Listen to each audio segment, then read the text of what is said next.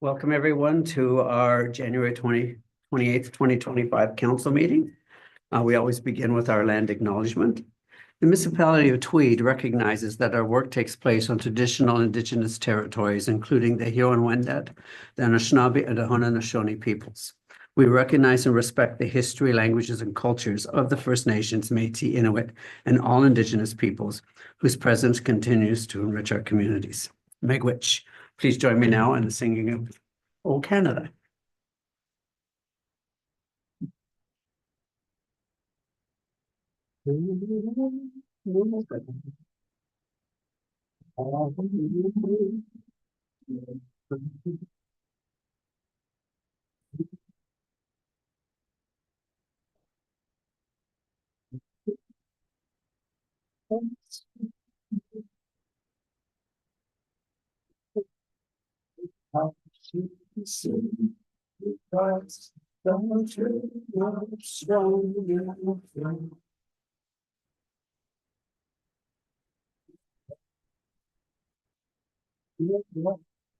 Stand up,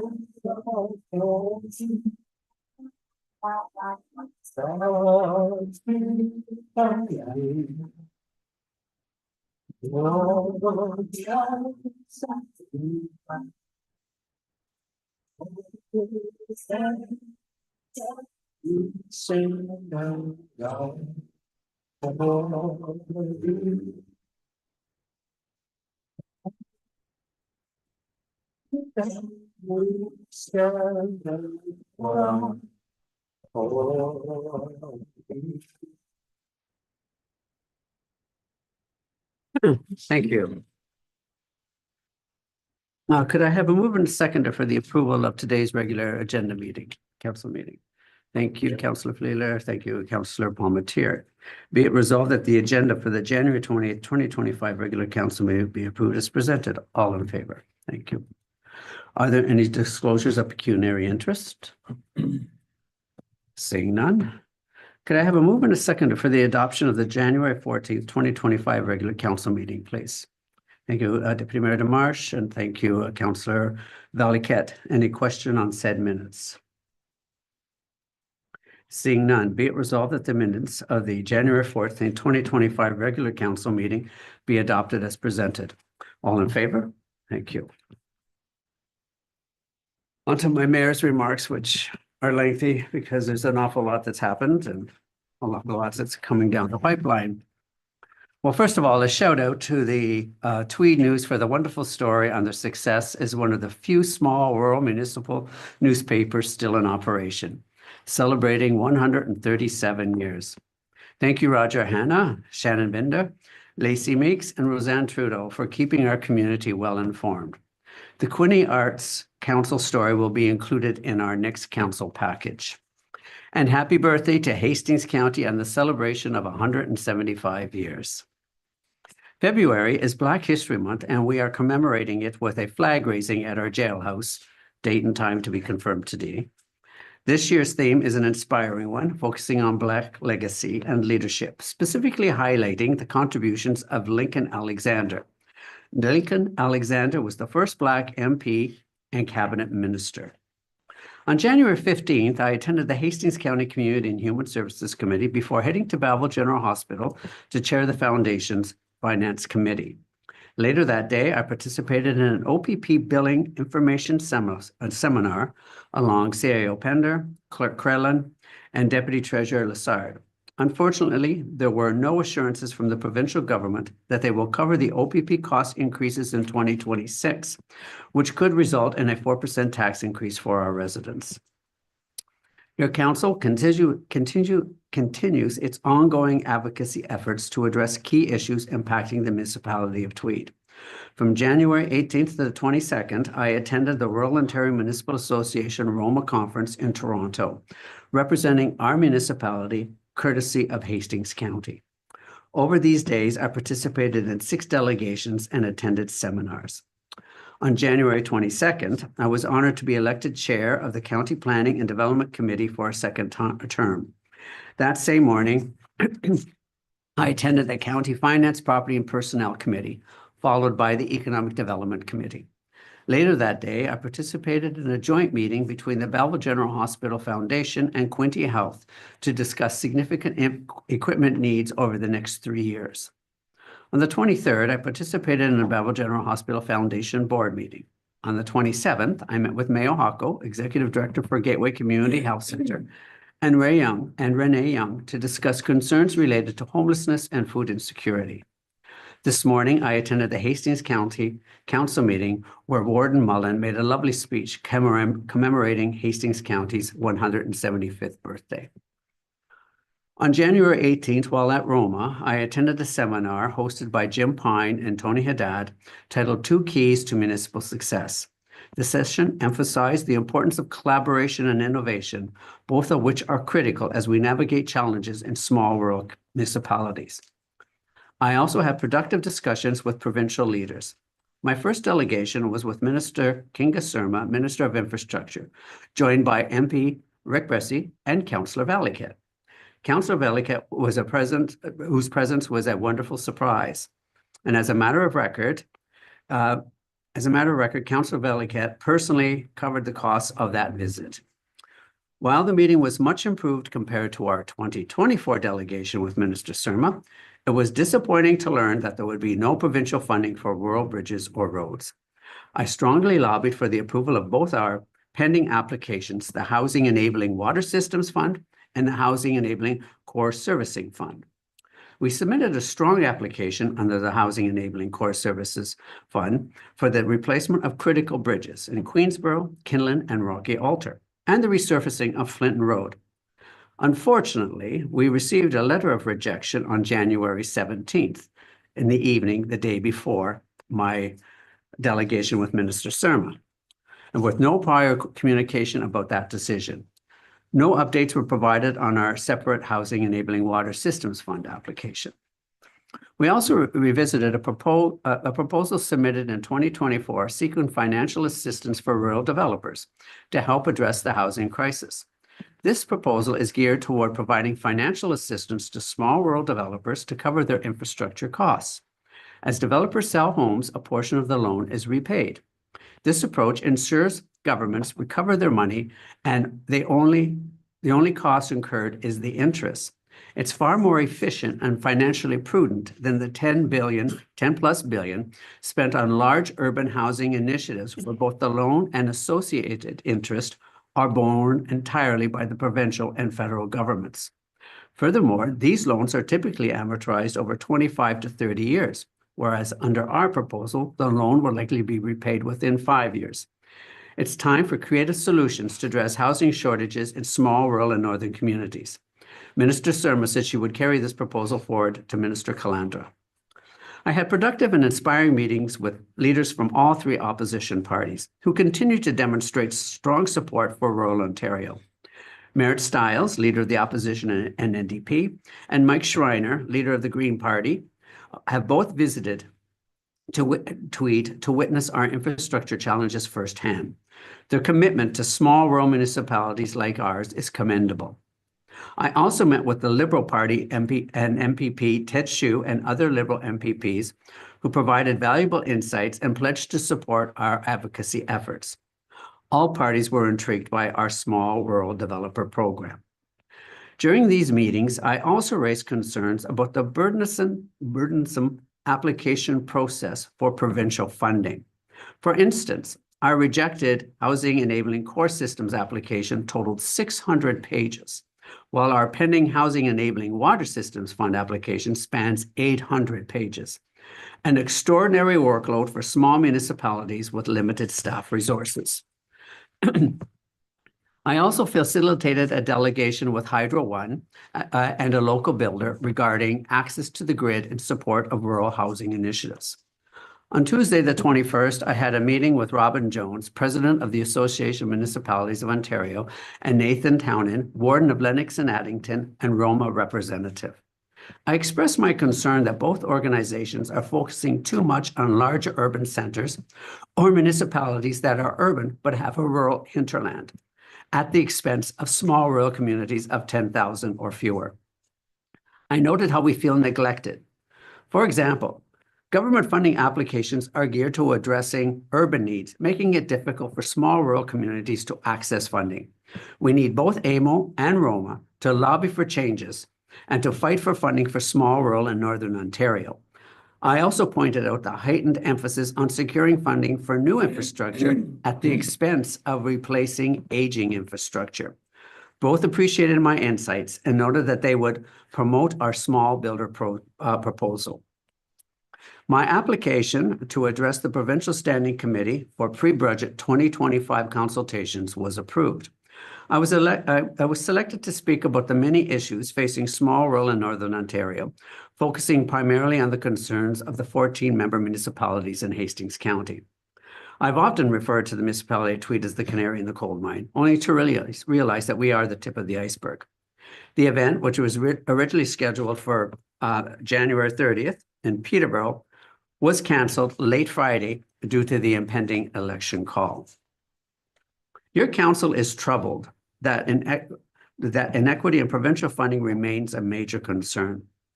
Neighboring municipalities such as Prince Edward County received $20 million under the Housing Enabling Core Services Fund to rehabilitate County Road 49.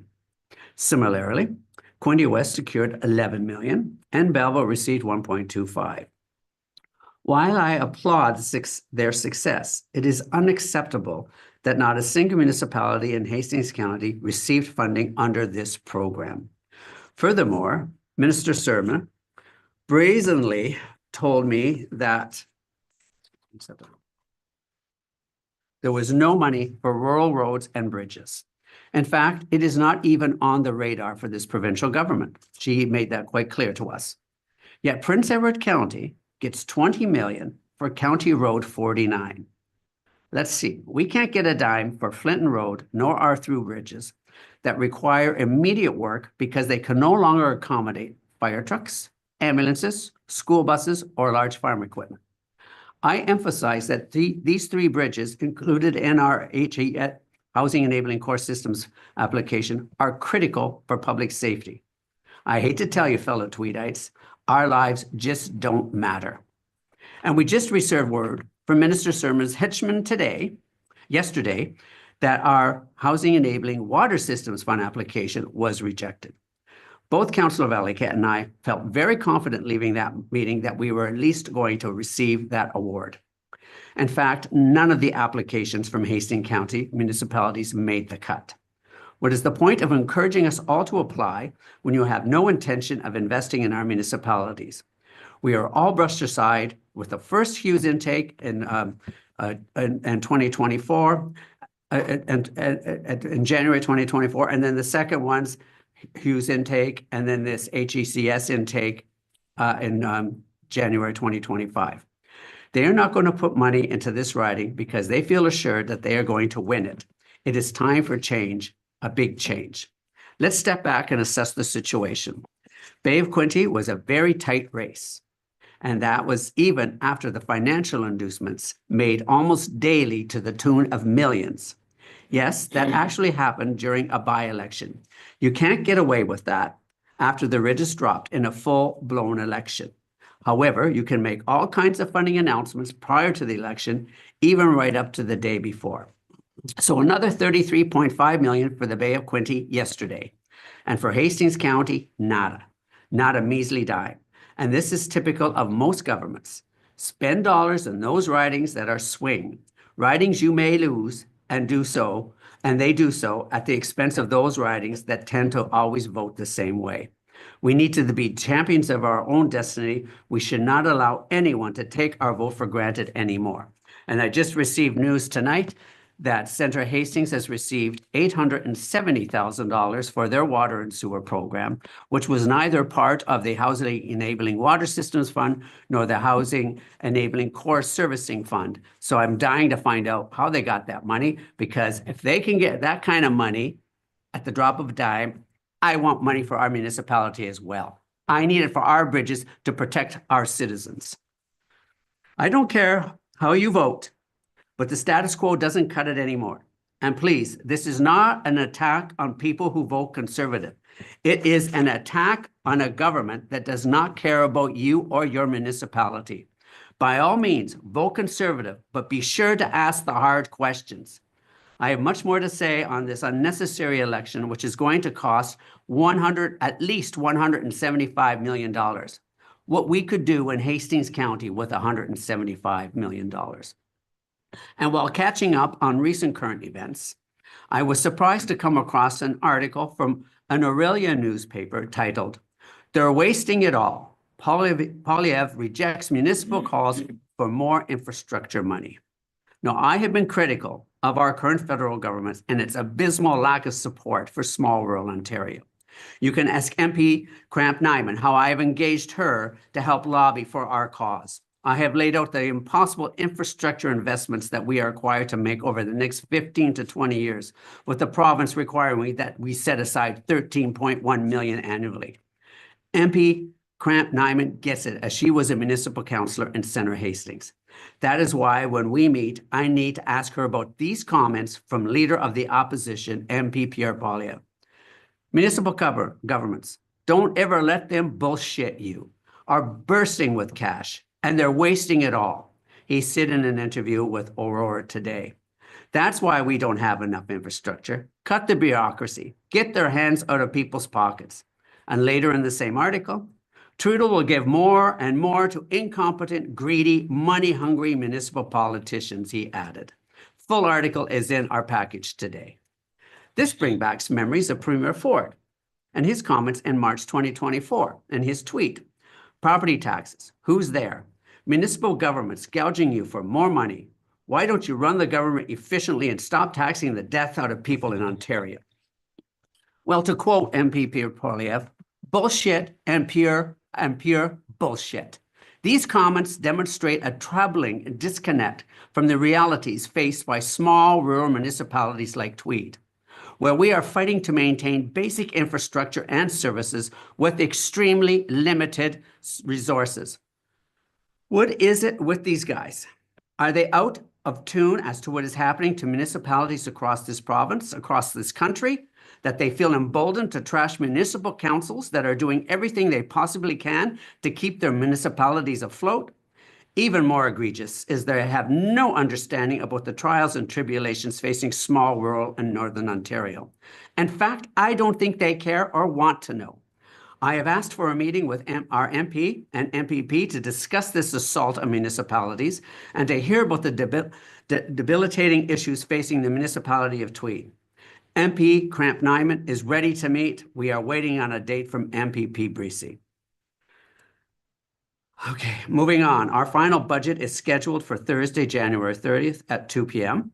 Residents are encouraged to attend in person, join via Zoom, or view the session on YouTube. We are facing another double-digit tax increase, reflecting the financial pressures we are working to address. Despite these challenges, your council remains committed to putting Tweed on a sound financial footing. I hope to see many of you at the Tweed & Company's theatre production of Ghostlight on Wednesday and Thursday this week at the newly renovated Marble Arts Centre. It's a fantastic opportunity to support our vibrant arts community while enjoying world-class talent. In conclusion, your municipal council continues to navigate significant challenges, but our commitment to advocating for residents and pursuing innovative solutions remains unwavering. We deeply appreciate your ongoing support as we strive to build a stronger, more resilient future for our community. Thank you.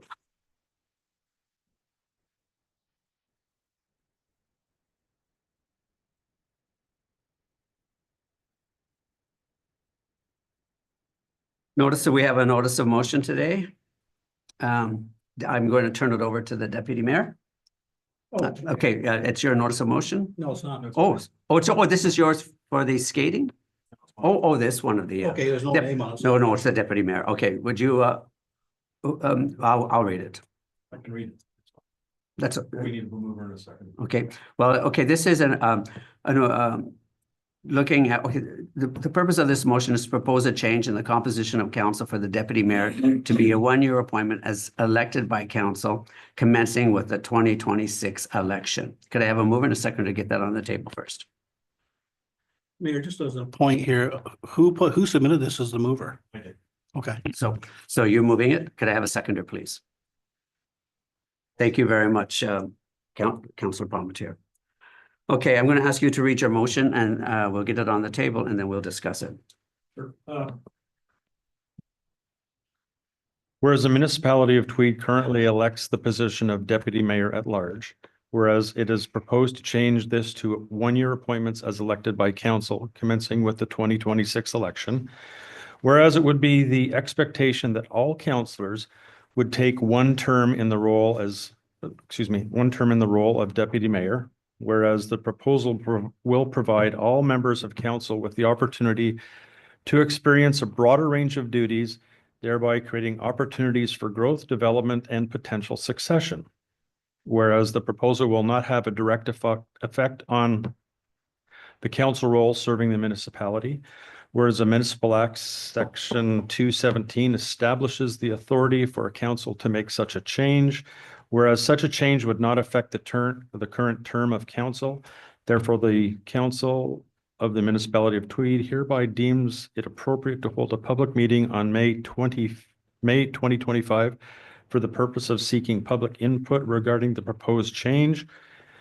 Further, the council established a deadline of December 31st, 2025 to pass potential bylaw in order to provide candidates with ample time to consider their options. Comments? Oh, I looked into this when I saw it and I was reaching out to a CAO Pender and just for some views. And he says a number of municipalities are moving in this direction. There's a number of reasons why. First of all, it gives everybody around the table a chance to be able to sit in that higher seat, giving them some experience. The other thing is that you can, by having an election, a separate election for that position, you can actually screen out some very good candidates. And so this way gives everybody an overall chance and hopefully making sure that everybody who, the general public to vote for the people that they want, and then council themselves will rotate that position of deputy mayor. Any other comments? Well, your worship, I don't fully support this. I feel that the position of deputy mayor is a steep learning curve. I don't know if a one-year term would allow any individual the opportunity to learn enough to really serve in that position at full capacity. I think given all the other things that we have to deal with right now, I don't think this is an opportune time to bring this forward. My opinion. Okay. If I may, you would end up getting a deputy mayor as a first-time person elected as deputy mayor. Yeah, you could, but your worship, I think the opportunity to run for a council position shouldn't stop any person from presenting, from running for that any position on council. And I think if they wanted, it seems if they really want to serve as a municipal councillor, they should put their name into the bottom. I ran against 13 people a couple of times. I thought that was a great thing. It shows that the democratic system is surely working there. Guaranteed there's only 3 positions for council, but I think if you want to contribute to the municipality, just because it's a 4-year term as a deputy mayor or a mayor, I don't think you should hesitate because you haven't got the opportunity to serve as a deputy mayor for 4 years. You should, I think the people who want to run for council, no matter what position, should stick their name in. get their feet wet, try to learn. But that's not necessarily the case. I mean, how many people that were not ever on council ran for deputy mayor? So people don't follow that mindset of yours, like, you know, I mean, it's just, it's open to everybody. But I'm just, it's not that I'm saying yes, I'm just saying that I'm just trying to put into position where you're coming with your line of thinking. And I think the only municipality in Hastings County that doesn't have a deputy mayor as a position to run for is Sterling, and they appoint that, but they appoint them for 4 years. It's quite a learning curve. Like, I mean, it's a steep learning curve, I think, but. Yes, go ahead, Councilor Palmetier. Your worship, I know this is very preliminary.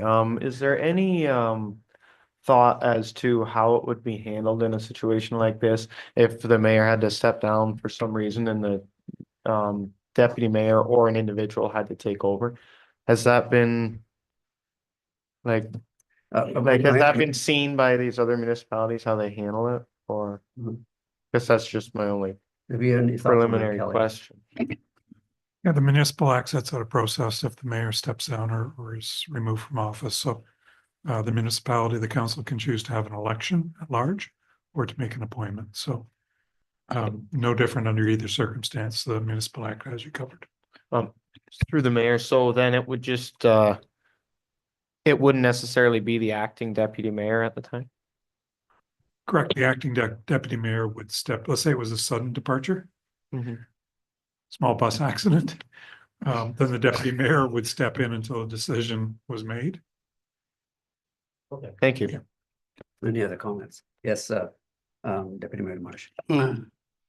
So I've put some thought into this motion and I do have my thoughts wrote down in paper. I'm just going to read it right off the top.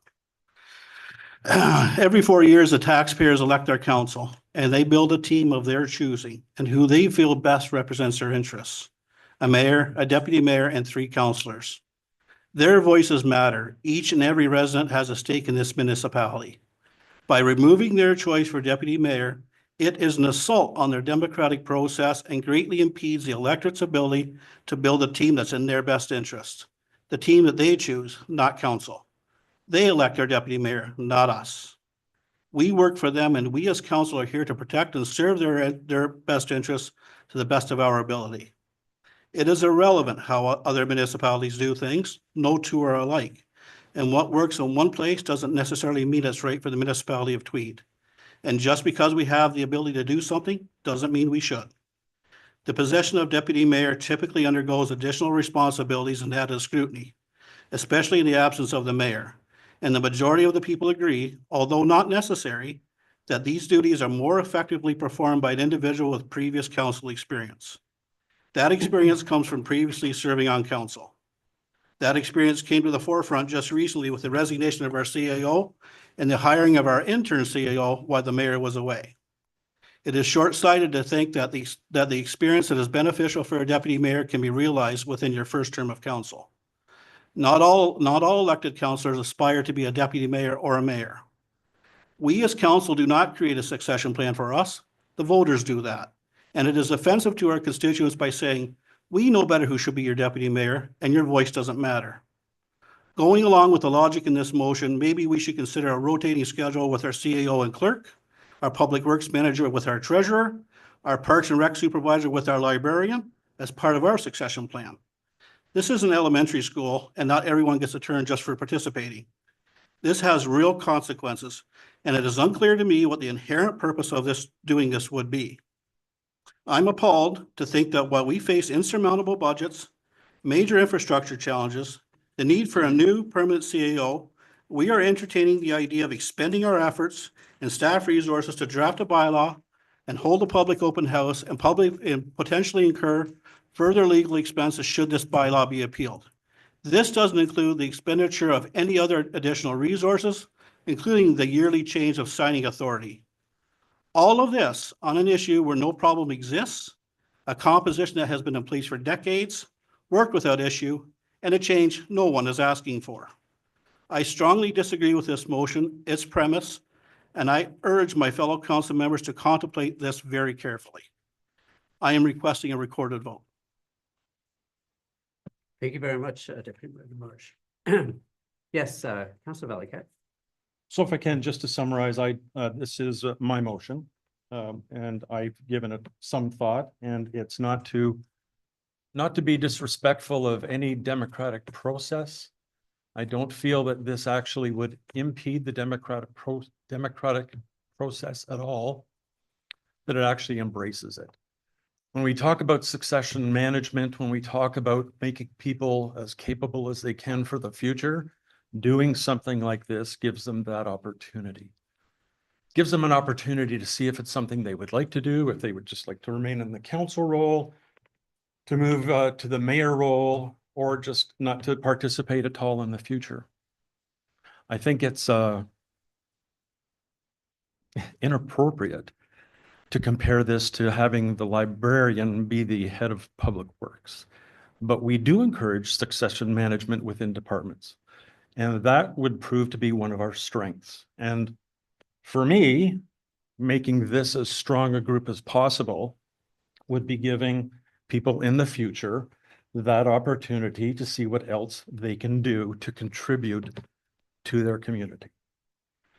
And I guess just on one final note, electing 4 councillors. If you had an election and there was 13 people running for council and 4 or 5 running for deputy mayor, you could have 2 very strong people who you would like sitting at this table as deputy mayor. You're going to lose one of them. If everybody was on equal playing ground, on the same playing field as everybody else, less the mayor role, it gives the people in our community to democratically elect people that they think would perform the role. And that's really my impetus behind this. Okay, thank you very much. Thank you, everyone, for sharing your comments. Does anybody else would like anything to say? Okay, let me go back here and I'll just read. So we have before us a motion to change how we go about assigning the position of deputy mayor. Deputy Mayor DeMarsh has requested a recorded vote. Yes, please. Okay, and so who starts that? Like, do we just go around the table like this? Well, I'll start with the person who made the motion. I'll go ahead. I Oh, can, if we're, I think the clerk calls for the vote. yeah, if you're ready to start voting, I can start. think that we are. process. Okay. So, Deputy Mayor DeMarsh has, requested a recorded vote. And it was read off by Councillor Valiquette and seconded by Councillor Palmetier. I'm to read the resolution. That was already read. I'll read it again. Yeah. So the resolution was, whereas the municipality of Tweed currently elects the position of deputy mayor at large, whereas it is proposed to change this to a 1-year appointment as elected by council commencing with the 2026 election. Whereas it would be the expectation that all councillors would take a 1-year term in the role of deputy mayor.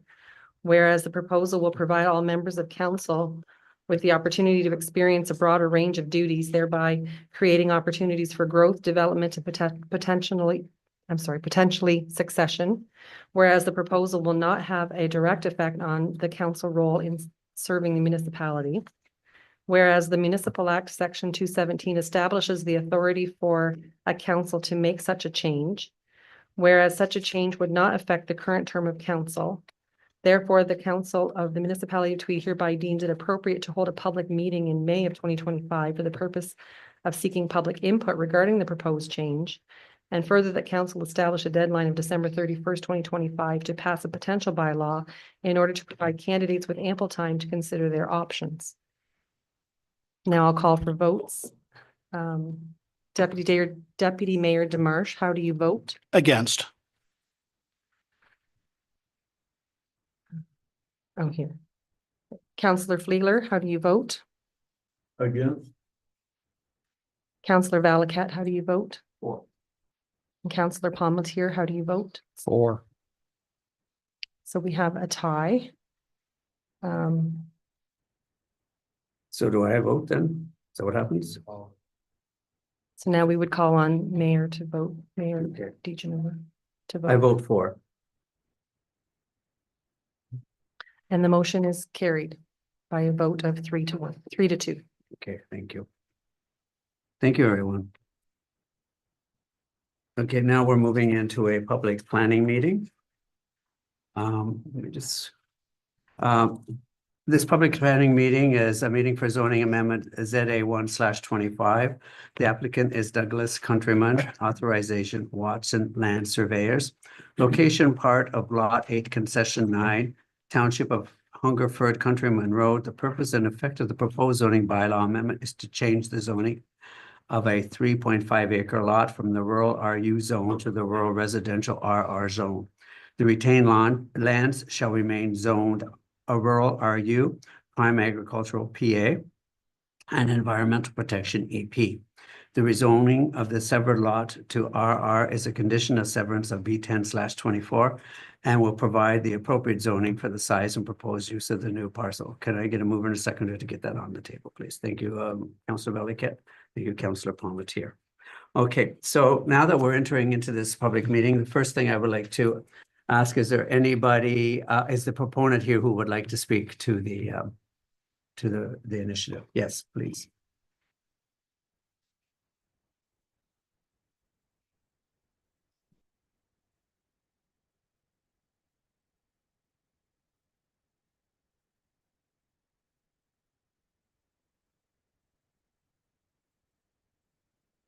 Good evening. My name is Jennifer Matthews. I work for Watson Land Surveyors. I'm here as the agent for this file. This file here received provisional consent on November 28, 2024. There was 10 conditions. And as noted, this is one of those conditions to have it rezoned. So I'm here to answer any questions if anyone has any. Okay, before I do that, is there anybody from the public that would like to participate? Anybody on Zoom? No. Okay, are there any questions from councillors around the table? Seeing none, you're off the hook. Okay. Okay, so since there's no other further questions, be it resolved that council authorize staff to bring forward an amending bylaw at the next regular council meeting. All in favor? Thank you. Thank you very much for joining us. Okay, and now we also have a presentation from Adam Siegel of Siegel Construction. We'll make a presentation regarding municipal housing development. Thank you very much for joining us. Adam's there, right? Yeah, hello. Well, hi. Okay, well, welcome. So please, yes, we have your presentation here with us. Thank you. Go ahead. Hello, everyone. Thank you for letting me speak today. My name is Adam Kenty Siegel. I'm here to talk about something really important for Tweed, helping people afford homes. It's called attainable housing, and it means making sure regular people like teachers, nurses, and families can live here. Why it matters. Right now, it's really hard for a lot of people in Tweed to find homes that they can afford. Houses and apartments cost too much, and that makes it hard for people to stay in community. If people can't live here, businesses struggle to find workers, schools lose students, and some families have to leave. That's not good for Tweed. What's the problem? Here's why it's happening. 1, not enough choices. Most houses being built are big, expensive ones. We need smaller and more affordable options like townhouses, duplexes, or apartments. 2, rules that slow things down. It takes a long time for developers to get permission to build, especially for affordable housing. Worries about change. Some people are nervous that adding new homes might change their neighborhoods, but with good planning, new homes can fit really well. A solution for Tweed. Let's build a compact community on some of Tweed's lands. In a compact community, homes are smaller and closer together, which makes them more affordable. The town could keep the land and lease it to homeowners. That way, the cost of the land isn't part of the housing price, and the homes can sell for a lot less, maybe even under $300,000. We could also make it easier and faster for builders to get started, especially if they promise to include attainable housing in their plans. And the town could use some of its resources like the community improvement plan to help cover things like water and sewer services. Why it works. This idea helps families find homes that they can afford. It keeps people in Tweed and brings new life to the community. It also helps businesses because workers can live nearby. Plus, the town can still make money from leasing the land, so it's a win-win for everyone. Thank you for listening, and I hope Tweed will think about this idea to make housing more affordable for everyone. Well, thank you very much, Adam. You're welcome. Okay, any questions from council before I make a comment? Adam, thank you very much for reaching out to the municipality of Tweed. You've raised some very important points, which we are experiencing in our community.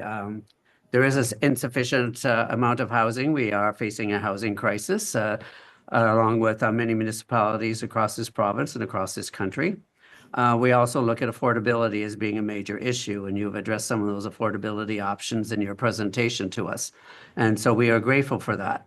As you probably heard when I did my opening remarks, we haven't been very successful in working with the province or the federal government in trying to get funds to help us begin to address some of the things that you have so eloquently laid out for us. And I just want you to know that we are grateful that you are here. We are grateful that you are concerned about the residents of Tweed. And unfortunately, at this time, we do not have any municipal lands at our disposal. But I would like to remind our viewers and the residents of Tweed that the federal government has launched an $80,000 loan program, which is advertised on our website, which has reduced interest rates, I think around 2%, for extended amortization period that people in our community might be interested in, and putting a modular home in their yard or on their property to accommodate another rental unit. So what we're going to do is we're going to put your presentation up alongside of another on our website that talks about these kinds of programs. And again, I want to thank you for taking the time to reach out to the municipality of Tweed. You are a fine example of people actually caring about those who are disadvantaged. So thank you very much, Adam. You're welcome. Thank you. Thank you. Okay.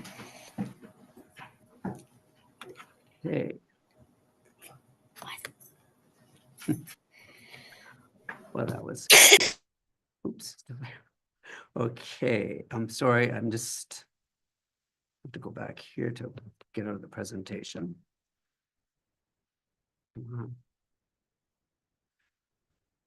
Okay, departmental updates. Could I have a mover and a seconder to table the update regarding changes to recycling and household hazardous waste, please? Thank you, Deputy Mayor DeMarche, and thank you, Councillor Fleeler.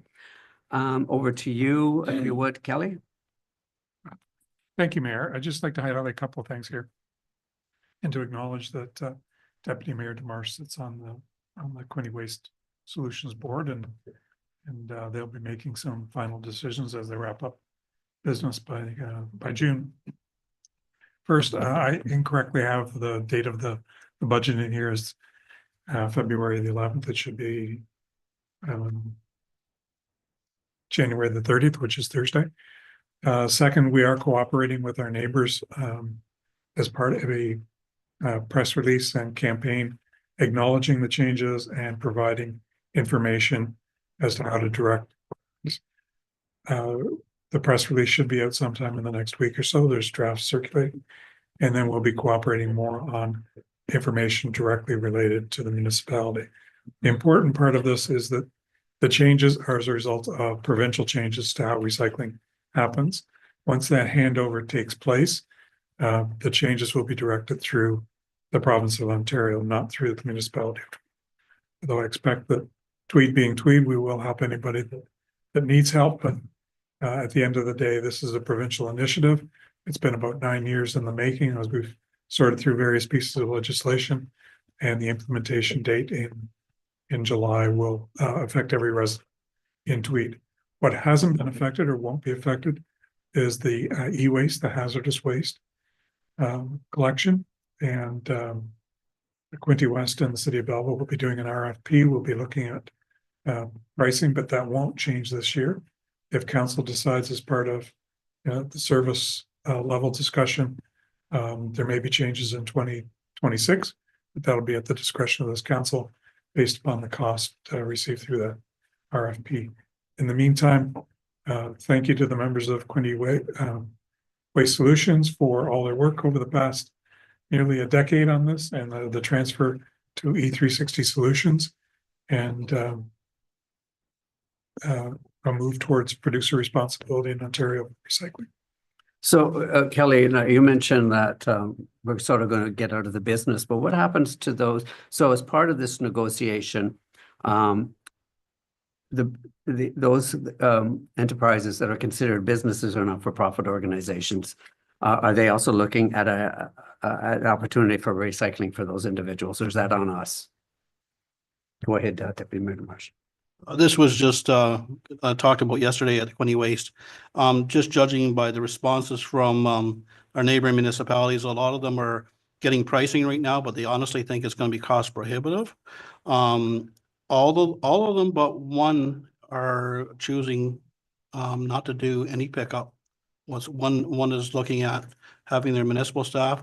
For the most part, the impact is quite minimal for these smaller towns. So I think it's going to be probably the same for us, cost prohibitive, but. Did you want to say? Yes, please go ahead. Thank you, Deputy Mayor Marsh. And once we have exact numbers, we can look at costs if Okay. council so wishes, but certainly at the staff level, I'm hearing the same thing. It's going to be very cost prohibitive to pick up 30 or 40 excluded businesses as part of this, and to deal with it independent of a contract with E360. So, we'll have to deal with that when the time comes. Okay. The secondary part of that problem is that, where does this waste get picked up, and what confusion does it create amongst other residents as they see different waste streams, different recycling streams, and the confusion that'll inevitably cause. Well, I think it's very important for the residents of municipality to recognize that this is not a beast of our creation. We are being directed as to what we can and can't do. I think it's quite clear that under the new program, which is primarily geared to residential, anybody that's in a small business or a not-for-profit organization or a municipal office, recycling is no longer available to you as it has been in the past where it's been picked up. I think this is one of the messages we want to get out. If you've got a concern with this, please don't come and yell at us. I would suggest that you go to MPP Breezy and share your concern, because this is not of our making. We are just acting and following through as directed. As CAO Pender has indicated, is that currently working on a press release, which is going to go into further detail on all of this. We're also working on a question and answer piece, which will also be available for everybody to try and provide some sense and direction about how we're going to deal with this as it unfolds. And the target date, Deputy Mayor Marsh, is July 17th. It's July 17th, so we don't have much time. Okay, thank you very much. I did get one other little piece Yeah, yesterday. please go It ahead. looks like our collection day will remain the same day on Friday. So. Yes, please go ahead. The Deputy, so the collection for non-residences will stop? Yeah. The 17th of July? Yeah, non-eligible is how they Yeah. determine it. Yeah. Okay, any other questions? Seeing none. Be it resolved that council receive the report of the interim chief administration officer regarding changes to the recycling and household hazardous waste program for the municipality. And further, that staff continue to provide updates to council. Service delivery changes are finalized. All in favor? Thank you. Could I have a mover and seconder to table the summer staff wages for 2025. Thank you, Councillor Valiquette. Thank you, Councillor Palmetier. Over to you again, Kelly, CAO Pender or whatever. So my apologies. This is the report that references the wrong budget date. So Okay. report was published before we changed the date. So we've had previous discussions about summer rates and the difficulty we've had for the last couple of years in attracting summer students to work in Parks and Recreation and Public Works. Our Community Development Coordinator, Cindy, has prepared a federal application for funding support, which would receive 50% of the provincial minimum wage, as indicated in the report. So when we receive that final information, we'll be able to bring back the final report with the cost estimates. The amount in there is $21.50 per hour, and we're recommending that that be across the board so that there could be the opportunity for sharing of staff. Weed whipping along roadways is similar to weed whipping in parks, and there could be sharing of staff between Public Works and Parks and Recreation. So that is our recommendation, and when we receive final word on the grant, we'll bring back the impacts noted in the report. Okay, and if I just might add, like the way it reads, it looks like community development is applying for 7 positions, as you've indicated. The community development is applying for 7 positions on behalf of the whole department, all departments. Yes, please go ahead, Councillor Flaylor. Your Worship, I thought that the portion paid was $16 an hour. And it is in fact 50%. Yes, it's $8.60, 50% of minimum wage for a maximum of 19 weeks. Okay, thank you. Any other questions? Thank you very much for the update. Be it resolved that council receive the summer employment wage report as presented, and further the council adopted $21.50 as the summer employment wage for 2025, and further that staff be directed to bring back a final report on the financial implications of the change. All in favor? Thank you. Open air fires. Could I have a move and a seconder to table the open air fires fines added to administrative monetary penalties, please? Thank you, Deputy Mayor Demarche. Thank you, Councillor Flaylor. Any questions on that report? Seeing none. Be it resolved that council receive the report from the interim chief administrative officer regarding the inclusion of penalties in the open air burning bylaw, and further that at a subsequent meeting, Schedule B of bylaw number 2021-10, open air fires be deleted, and that the fines outlined in this schedule be incorporated into bylaw number 2022-19, Schedule B, with the stipulation that fines be doubled for second and subsequent violations. All in favor? Thank you. Could I have a mover to table the RFQ for a recruitment firm chief administrative officer, please? Thank you, Councillor Valiquette. Thank you, Councillor Palmetier. I'm going to turn it over to you, if you would, Kelly. Thank you, Mayor, through you to council. So 5 firms who do a lot of business in Eastern Ontario with recruitment in the municipal landscape were invited to participate in the RFQ. 4 were submitted their quotations before the deadline. The 4 applications were reviewed by the mayor, the clerk, and myself, and evaluated against the scoring matrix in the RFQ. And the recommendation is to hire Waterhouse Executive Search at a cost of $19,000 plus expenses. As mentioned in the earlier report, this also does provide council with the opportunity to use the same firm for the recruitment of a treasurer should the recruitment of a CAO treasurer be unsuccessful, and that bid amount was $17,500 plus expenses. But that option rests solely with council, not with the consultant. So you can make the decision after the hiring decision on a CAO treasurer whether you want to proceed or whether you want to do the hiring through the new chief administrative officer. or we were successful in getting a CAO treasurer. Thank you. Any questions? Just as a matter of information for everybody, this is the same firm engaged by Marmor and Lake when they looked for their CAO recently. Any other questions? Yes, Deputy Mayor DeBarge. Through the mayor, Kelly, you had mentioned at one meeting, there might be other alternate options for treasurer. Is that something that we can get in front of us as well? Yeah, and I think that, the mayor and I have had some discussions as well. There may be opportunities to partner with other municipalities or other organizations with professional CPA staff to partner on a treasurer. 3.5 days or 2.5 days here, 2.5 days there, kind of thing. And as we get into the recruitment process, and if it looks like we can get a CAO treasurer, that may not be necessary, but I think it'll be pretty obvious within a month's time whether that's even possible. In which case we can begin to look at the options. Any other questions? Yes, Councillor Fleeler. Your worship,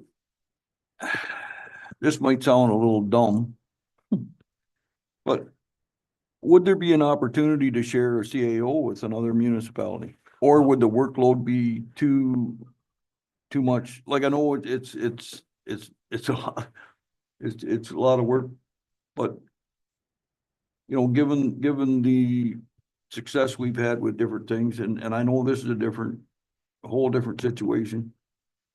But would the work involved be too much to try to have a CAO look after two municipalities? Well, personally speaking, having witnessed what Gloria had been working on in the applications that she's been doing, Yeah. I mean, it's an awful lot of work for an individual. The other thing is, I think any CAO would have to be, if you were going to share a CAO, it would have to be somebody local, and everybody's fully staffed right now. It's not going to be one of these things that you're going to have a long distance in between. So I think we're pretty much we're going to have to go with the CAO. Hopefully, I'm hoping we're going to be able to find one. This is a very tough position to fill. If you've attended conferences lately and if you've gone to any sessions, hiring a CAO is a very difficult thing these days. Okay, it's people just are not getting in the business and are not training for it, and people are retiring, and it's causing a real great void. And then as CAO Pender has mentioned, the fact that we're going after a treasurer CAO makes it even that much more. I think you said there's 2 in the province. MFOA has 5 on their. Oh, they have 5 on their list. roster. So Okay. So out of how many? 144. Okay. And for the most part, those are very small municipalities. Okay. The one locally, of course, is Sterling Rod. Okay. Thank you. Yes, go ahead. Before we engage, Mayor, but for this position, are we going to review the job description? And why I'm saying that is 90% of the CAO's positions I'm seeing coming up their hours are different than what Gloria was. So I think that needs to be kind of looked at, because that'll give us a competitive disadvantage if we don't update that. One of the things the consultant is engaged to do is to advise council and provide you advice on those kinds of matters. So first order of business will be a meeting with the consultant where you can ask them those questions, and they'll provide you with their advice based upon what they're seeing as best practice in their recruitment activities over the past couple of years. To your answers, yes. I was just gonna say, through the mayor, wouldn't things like that be negotiated anyway? Yeah, they'd be negotiated. I think what the recruitment consultant will do is give you a good sense of what's on the ground. We've also commissioned a firm to do a salary survey, so you'll have both of those things to know a negotiating position. Thank you. Any further questions?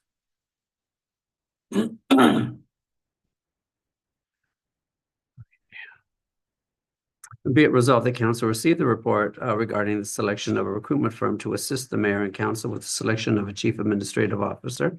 And further, that the firm of Waterhouse Executive Search be awarded the contract at a cost of 19,500 plus expenses. All in favor? Thank you. Public Works, could I have a mover and a seconder to table the request to proceed with the data collection trial, please? Thank you, Deputy Mayor DeMarche. Thank you, Councillor Fleeler. I'm going to turn it over to you, Ryan, or through the mayor to council. A few months ago, we've been looking at kind of solutions to kind of mitigate some of the speeding issues we've had in town here. These kind of options will give us hard, tangible data for the future to look at options down the road at what we want to implement. We got two of the options here. One is a 3-month trial through Livable Cities. That would include 2 sensors to kind of create summaries as to average speeds and vehicle counts and provide speeding reports. And basically Traffic Logics is offering the same solution as well, just a different kind of data collection system. I've recommended the 3-month free trial, obviously, because we can get good data. And then if we choose to switch to something else, we can go with that route. okay, now this is affixed to a street light or something, right? Okay, is there and okay, this is great. Are there any options like this for like rural, or is it you need to be able to connect it into an energy source?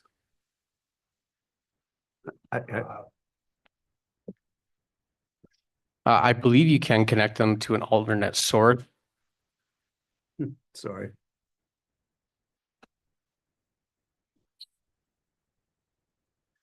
I believe you can connect them to an alternate source. I can look into what that would look like. It might be a mobile battery pack for it, but these are more or less mounted to the top of streetlights and used that way.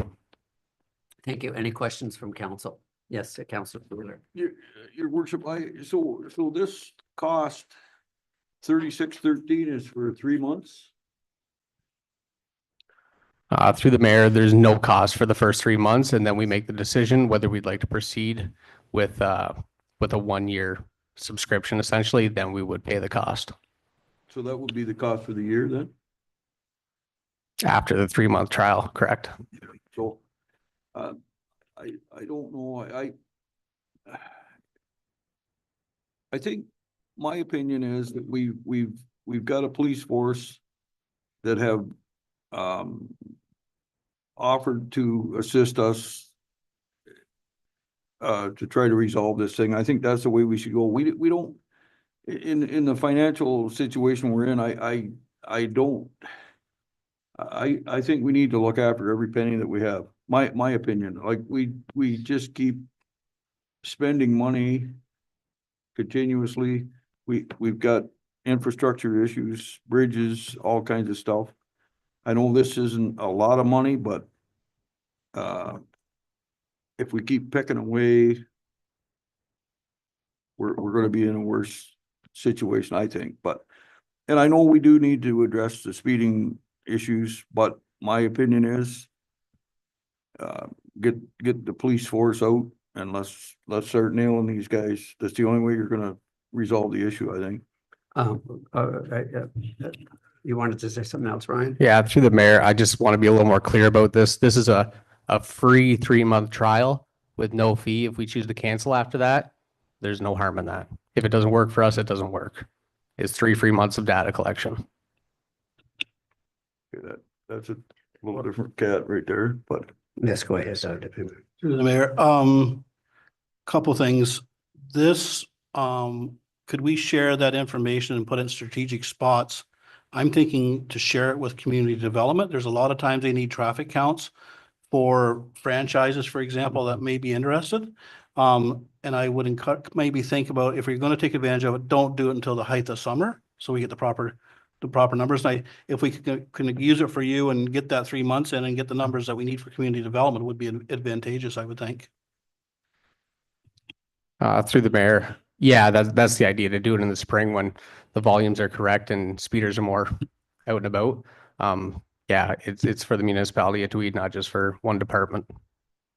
And we've seen these at various conferences in the booths and whatnot, and they are remarkable, the extent of the information that they collect. It's incredible. Councillor Valiquette. So through to the mayor, to the rest of council. So I agree wholeheartedly with Councillor Fleeler that we do have a police service that should be actively engaged in addressing some of these issues. But I also understand that without hard data, they're hesitant to initiate. And I know that the deputy mayor has been diligent in attempting to get the OPP to put out a speed spy or something that would help us to do that. And they just don't seem to be in that business currently. So I think it's incumbent upon us for a variety of reasons, whether it's a public safety issue, speeding, whether it's collecting traffic data for a different department or helping out public works. I think that we would be remiss not to take advantage of the 3 months anyway, and then give it a hard look after that. I think what we, again, it provides us with information that we can provide to the OPP that says during this period of time, this is when we see the most infractions. So that gives them an opportunity to station a car there so that they can catch these individuals. Yes, go ahead. And Deputy Mayor and then Councillor Fleeler. Just so an update, Central Hastings had a bit of an issue with their speed spy unit. That has since been resolved. And I will say, Staff Sergeant Trudeau has been very vigilant in getting it out to where areas that we've requested, which just recently out in Flynn Road. I think it was Flynn Road, the one we were getting the complaint. I think it's Flynn out near Marbank, one of those. Anyways, it'll be on the next council meeting because I just got it. The data came back that there was not an issue. And Sterling had requested it in their area and it come back that there was a minor issue. So now he's going to put it up on, I think, Morton Road come this summer. He wants to get true data collection when there's no snow on the road. So he has been actually very, very responsive to our requests for that information. So If I may, before I turn it over, Deputy Mayor DeMarche, there is the individual in our community has been asking us to follow up. Is that part of the place that roads that you just mentioned? that's going to be one of the areas that's going to be Okay. placed in the spring. Okay, I will tell you, they have been doing targeted patrols up that road okay. already. Have you had any feedback? I haven't, but from the feedback I'm getting that they have approached the officer that was sitting there and thanked him for coming. Okay, So thank you very much. Councillor Fleeler. Hey, Your Worship, I have, in the last week, 10 days, I have also witnessed the radar unit out Good. in our municipality in a couple of spots, as well as a couple other municipalities. So I mean, they're out there trying to resolve this thing. And we also entertained at one point purchasing one of these Cameras. what's that? Camera, yeah. Yeah. And you know what? I if we could share that with a couple of municipalities, I think we should get one. Yeah. Honest to God, I think it would It's a pay cash for it. cow for Belleville, I'll tell you. And yeah, and some of the situations that you see yourself, I mean, I think in a very short period of time, you would realize quite a little purse full of money. And I don't wanna tap people just because, but I mean, No, it's for a reason. yeah. And the speed some of these people are traveling, just unbelievable, really. Okay, any further questions on this particular trial that we're looking at? Seeing none, be it resolved the council accept the request to proceed with the data collection trial report and further that staff proceed with option 1 and begin a 3-month trial in the late spring or early summer of 2025. All in favor? Thank you. Okay, could I have a move and a seconder to table the request to install new and alter existing signage at intersections? And could I have a move and a second to table that, please? Thank you, Councillor Valiquette, and thank you, Deputy Mayor DeMarche. Are there any questions on that? Yes, Deputy Mayor DeMarche. just through the mayor to the manager of public works, some of these locations, I actually, all of them I agree with. There was a couple of spots that I thought instead of a 3-way, it could have been just a 1-stop sign and the other one through roads. Some of it looks a bit, I how do you say, too much where, where it could have been a through road of just where it tees. And I'm looking at, Lost Channel and Old Hunger, for example, it's already a stop sign there. I've never known that. And there was another one too. Whereas, Allure and East Hungerford, where maybe we could just have one stop sign at Allure as opposed to stopping both ways at East Hungerford. So those were kind of the ones that I was looking at, maybe if that was doable or viable. Council Palmetier, oh, go ahead. Council Palmetier. It's through the mayor to the deputy mayor. I know the Lost Channel and Old Hungerford Road, it sneaks up on you. Those people think that they're going straight through Old Hungerford on the Lost Channel and that other traffic that's staying on Old Hungerford. That'd be my only concern. When I saw that, I thought that, for the speeds people should be traveling when they take that corner, to take a stop, or I don't know. I don't know if people treat a yield sign like a yield sign properly. But that's the only thing with that intersection. It's a little better now that the trees are gone, but it's still. So I think it should have 3. Over to you, Manager of Public Works. Through the mayor, yeah, that's pretty well the gist of it. People go speeding through there. The yield signs basically don't exist to people. They do what they want. Just by talking to staff and some other people, that there's accidents there quite a bit. People are ending up in the ditch because they don't actually yield to the traffic coming through there. So my thought is get rid of any potential for accident, make it a 3-way stop, and go that route. Councillor Valiquette, then Councillor Flynn. Through the mayor to the manager. So I'm just kind of curious, if we decide to go ahead with this, will you let the detachment know that we've installed these signs, that there's a potential for enforcement? Correct. We'd have to pass a bylaw first. Yeah, absolutely. Thank you. And Councillor Flynn. So your worship, to the manager of Public Works, I don't know what brought this on, like these, and I do push for safety, but the some of these situations here, Allure Road and East Hungerford, coming up that steep hill, if you put a stop sign there, I don't know if that's going to create another problem or not, especially in the wintertime. And I know it's sight vision on that corner, there's none. But another thing, do we need to put this out to the public for 2 or 3 weeks before we do this? What? It becomes as a bylaw and then. But is there a period? I remember when we put the stop sign over on the, by the bridge over by the arena, we had to go through a 3-week period where. I think there is a, go ahead, Brian. I believe there is a period where we have to put it in the paper. If I'm not, I may or may not be right about that. Anyway, we'll put signage prior to the new signs we install. We'll have to put stop sign ahead signs temporarily for about a year, just to give people the heads up something new has changed at that intersection. And we'll likely put up some intersection signs as well to kind of show what's happening there. But to get back to Councillor Fleeler about Allure Road and East Hungerford. Yeah, there's no sight lines when you're coming up that hill. Our plow trucks, typically when they're coming up, they have to but look about 80 meters back before that intersection and see if they can make it on an icy hill to come through there. So we would rather the hill have the right of way, and then the people coming to the intersection have to stop, where there's no issue for them to get up and get going again. Essentially. Well thought. Thank you. What's going on with Ryan's keeps kicking out over there? Well, everybody does. Oh, really? Are we having any complaints from? Yes, so there you go. You know, you remind me of that fisherman's guy and the fisherman's.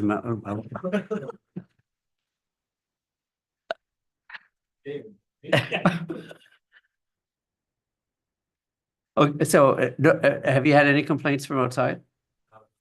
Okay, just about everything else at this meeting. Okay, any further discussion on this so we can move on? Okay, be it resolved that council accept the request to install new and alter existing signage at intersections report.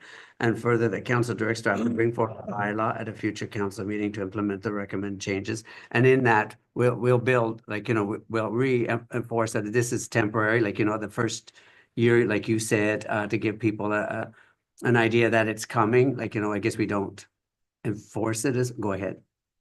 Until we pass the bylaw, we can't install the signage, but for that first year, we're gonna have signage before these signs come in. So the signs will be in place, but there'll be, say, a stop sign ahead and then a new sign underneath to Sweet, give people the indication. good, thank you. Okay, all in favor? Thank you. Could I have a mover and a second to request to install no heavy truck signage on the Marlbank Road and what was the other one? Moneymore, thank you. Marlbank and Moneymore. Could I have a mover and a seconder, please? Thank you, Deputy Mayor Demarche, and thank you, Councillor Fleeler. Just, there's two options here, Mayor. Should I give which one I'm moving for? There's a 45 and a 60-inch sign. Okay, it's not in, okay, let me just pull this. It's up. not Sorry. in the write-up, but it is an option for this, so I was moving the 60. Okay. Moving to 6, so, Yeah, 60-centimeter signs. 60-centimeter signs, okay. First of all, so I'm sorry, I just want to go back to the motion. So you want that added into the motion? I would, just because we've got two trains of thought here, Yeah. I think it should be in the motion. Okay. Okay, and any other comments? Yes, Councillor Fleeler. And your worship, I agree with this. I put this forward 6 or 8 years ago, and it's too bad we hadn't done it then. But I will also add that just because there's a sign there doesn't mean people are gonna pay attention. I saw a logging truck go down Lower Road the other day, and he didn't come back, so he went over the bridge. Nope, well, and that, we mentioned that when this was initially talked about. We're just hoping that it is going to deter. We're allowing local traffic only, like, trucks. that Yep, making good idea. deliveries. It's a good idea. Yeah. I think. Okay, so any further discussion?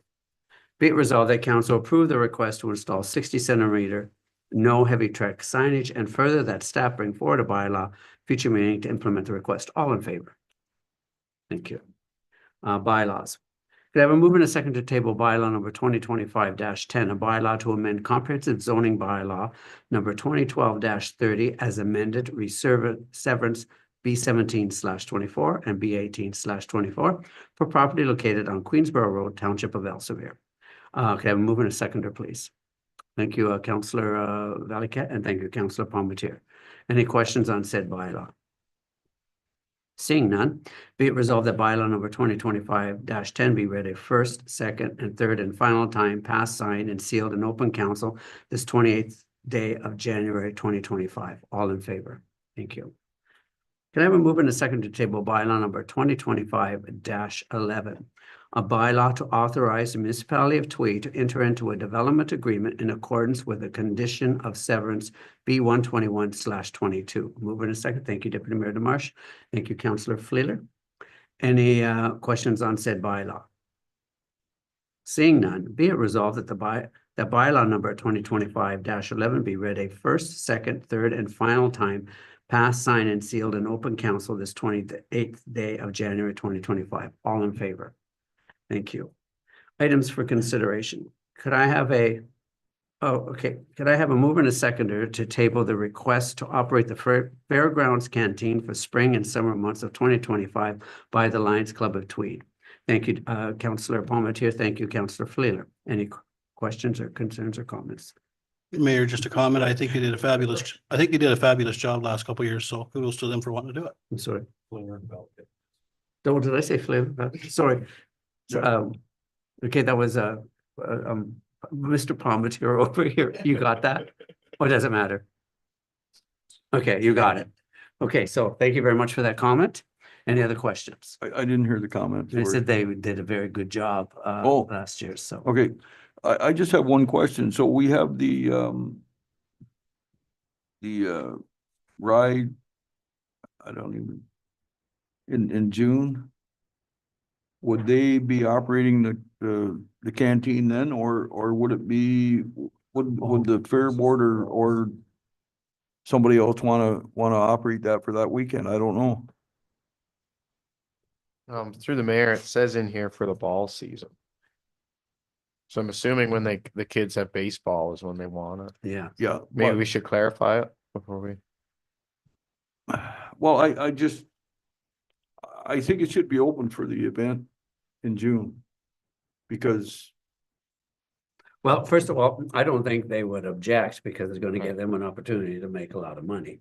I thought your question was gonna be, did somebody else wanna well, operate it? that's what I'm getting to, like. They're trying to raise money for prostate cancer, so I don't know if they would wanna, somebody else would wanna try to run that to.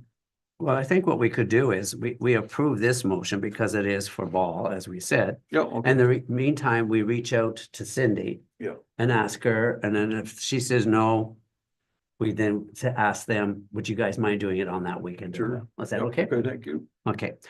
Any further questions? Be it resolved, that the council approve the request from the Tweed Lions Club to operate the fairground canteen for the 2025 spring and summer months as presented, and further that proof of 2000 liability insurance coverage be provided, naming the municipality of Tweed and Hungerford Agricultural Society, and further that all public health regulations in effect at the times the canteen is open be strictly adhered to. All in favor?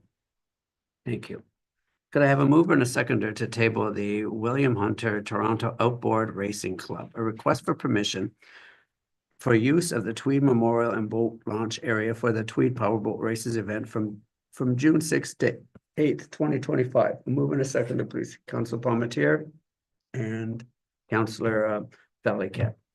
Any questions on that? Seeing none, be it resolved that council approve the request from William Hunter on behalf of the Toronto Outboard Racing Club to use the Tweed Memorial Park and Boat Launch area for the Tweed Powerboat Races from June 6th to 8th, 2025. And further that proof of 2 million liability insurance coverage be provided, naming the municipality of Tweed. All in favor? Thank you. Could I have a mover and a seconder to table the Violence Awareness and Random Act of Kindness Program? Violence Awareness and Random Acts of Kindness Program requests a proclamation that the week of March 3rd to 9th, 2025 be the 29th Annual Violence Awareness and Random Act of Kindness Week. A mover and a seconder, please. Thank you, Deputy Mayor Demarche, and thank you very much, Councilor Palmetier. Any questions on this before I read it? Well, I'll read it. No, are there any questions? Okay. Whereas the lives of many citizens of the municipality of Tweed have been directly or indirectly impacted by the ravages of violence. And whereas many Canadians fall prey to senseless acts of violence every year, and this violence can happen in our homes, schools, and our local communities. And whereas by the time a child graduates from high school, they would have seen an estimated 16,000 televised and social media shootings and overall 300,000 acts of violence. And whereas the prevalence of violence in our society makes victims of us all, and whereas random acts of kindness must prevail and overcome random acts of violence. Therefore, be it resolved that the municipality of Tweed declare the week of March 3rd to 9th, 2025 to be the 29th Annual Violence Awareness and Random Acts of Kindness Week, and be it further resolved that the citizens of the municipality of Tweed are encouraged to continue to support and embrace the ideology and practice random acts of kindness, not only during this special week, but throughout the year. All in favor? Thank you. Could I have a mover and a seconder to table the Municipal Housing Infrastructure Program, a message from the Ministry of Infrastructure project submitted under the Housing Enabling Core Systems stream of the Municipal Housing Infrastructure Program, which was not approved. Thank you, Councillor Valiquette, and thank you, Councillor Fleeler. I just wanted that on there so that everyone knows that after all of our extended efforts and being encouraged to apply for these by the minister, that how disappointed we were that this particular application was denied. And then also in our next council meeting, we will put into the letter or email that we received noting that the Housing Enabling Water Systems Fund was not successful as well. Any questions? Yes, please go ahead, Councillor Fleeler. Your worship, I don't really know how to address this, but I know if you're playing hockey and your team's losing, you change the goalie. I think we need to. Change the mayor? No, but I think we need to find a different approach. We need to make the province understand that we also need housing, affordable housing. We need help. We've needed help. We still need help. The federal government has to know that people need places to live. There's, as I said last week, the last council meeting, there's 400 homeless people in the city of Belleville. 400 in one city. How many homeless people are in Canada, United States, all North America? We need to fix all this stuff. We need to find some way. And I will say out loud, I shook the hand of the Premier of Ontario and I asked him to speak to me almost a year ago. He said he would. He hasn't yet. And I challenged him personally, to come down here, and if I have to go and get him at my expense, I will do that. I will do that. I want him to see firsthand what our challenges are. And we need help. That's all I got. Thank you very much, Councillor Fleeler. In regards to looking at our housing needs in our application, not in our application, in our delegation that we made to Minister Surma, we clearly lay out what our needs are and what we are capable of providing if we had the assistance that we needed. The other thing I've also mentioned in the previous council meeting that I had asked MPP Brise to set up a 10-minute meeting while I was in Toronto to meet with the Premier. Since we've invited him down here numerous times and he's not come, just give me 10 minutes so I can walk him through what we're facing. That did not happen either. So, and I know he has indicated many times, I'll give you my cell phone number and you can call me, and he made that promise to you and he didn't follow through. And your worship, I think if the Premier came down to see firsthand what's going on, I think he would realize that we are in trouble. We do need help. And I guess I better just Thank leave you it at very that. much. Okay. Thank you. Any further comments? Okay, seeing none, be it resolved that council receive the correspondence from the Ministry of Infrastructure wherein our project submitted under the Housing Enabling Core Servicing HCS stream of the Municipal Housing Infrastructure Program was not approved for funding. All in favor? Thank you. Okay, could I have a mover and a seconder to table the fence viewer resignation? Mr. Bev Breton submitted his resignation as fence viewer for the municipality of Tweed. The Line Fences Act states that 3 fence views are required to be presented at a viewing, and the said person is appointed by the municipality and is someone with broad knowledge of the community. A mover and a seconder. Thank you, Councillor Fleeter. Thank you, Councillor Valiquette. Any questions on this? Yes, Councillor Fleeter. Your worship, I also been made aware that another gentleman might want to step down as well. So I think we should reach out, if we could, to all, there's 3 of them. Yes. I think if we reach out, maybe you already have. I have. Okay, thank you. The other 2 are agreeable to stand and just Oh, are they? one retired. Yes. Yeah. There you go. Thank you. Okay, well, first of all, we thank Mr. Brereton for his support and helping us as a fence viewer, and we'll continue with be it resolved that council directs staff to advertise the fence viewer position in the local newspaper and on social media. All in favor? Thank you. Could I have a mover and a seconder to table the correspondence information, please? Thank you, Councillor Valiquette. Thank you, Councillor Palmetier. I have stuff that I want to bring people's attention to under mayor. Just want to go through these. There is something which was tabled and circulated at AMO, which, let me just see if I can pull that out. I'll send it around to you. Find it here. Of course, where is it? All right, I'll get it later. Okay, is there anything anybody wants to bring up in particular? Okay, if I scroll down to Mayor's comments, we wrote a number of letters of support. We got our letter out to Premier Ford about us being opposed to the implementation of the notwithstanding clause in the homeless situation. We also sent I wanted to bring everybody's attention to item 12. About the 12.12.4, the Globe and Mail article on unrest in Ottawa likely to see delay frequency rail project. While I was taking that seminar with Jim Pine and Tony Haddad, there was a woman in there who is now the new contact person for this project. And it's still way off from anything being near completion. But they are also now looking at not only high frequency, but high speed. And it's quite clear that this community is not a stop on either. But they do not know what the path is going to be. I'm of the opinion that if we have a change in government, which we likely will, this project will die. So I don't want us to waste any more time on it, but I just wanted to let people know about that. The Ministry of Rural Affairs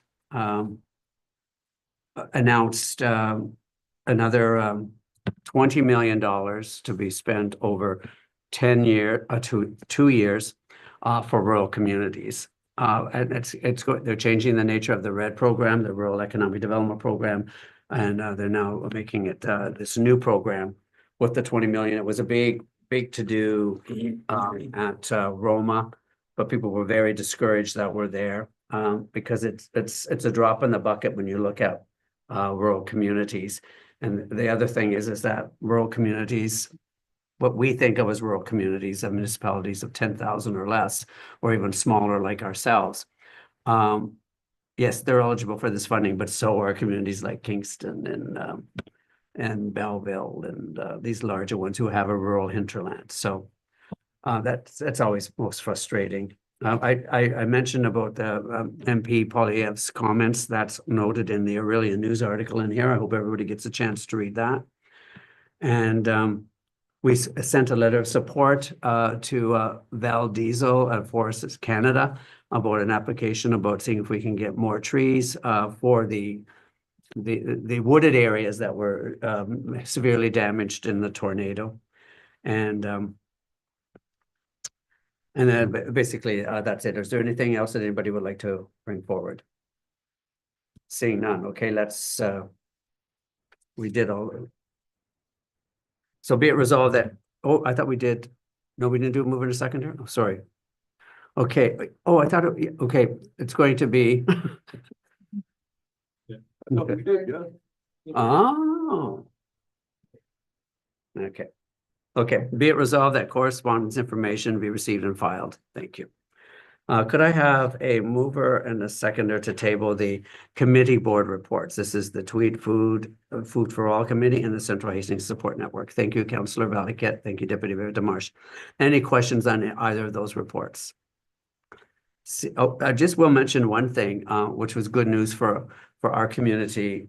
Originally at Community and Human Services, when they were looking at funding requests from a lot of the local organizations, they only had so much money, and so the Food for All group had asked for $10,000 for the to address food insecurity in our community. They received it last year. They were denied this year because there was not enough money. They came into some extra money, and so they had made a pledge that the next number of groups on the list, because they had ranked them, would receive money, and we were one of the groups on that list. So our Food for All committee received $10,000 to help with that. So very grateful to the county for making that happen, and for the team for the fine work of the group in trying to address food insecurity in our community. Okay, could I have a mover and a seconder to table the conformatory bylaw number 2025-12? Thank you, Councillor Flayler, and thank you, Councillor Valiquette. Be it resolved that the conformatory bylaw number 2025-12 be read a first, second, and third and final time, passed, signed, and sealed in open council this 28th day of January 2025. All in favor? Thank you. Could I have a mover and a seconder to adjourn tonight's meeting? Thank you very much, Councillor Palmetier. Thank you very much, Deputy Mayor Demarche. Be it resolved that council adjourn at, Laurie? 7:35. Good meeting.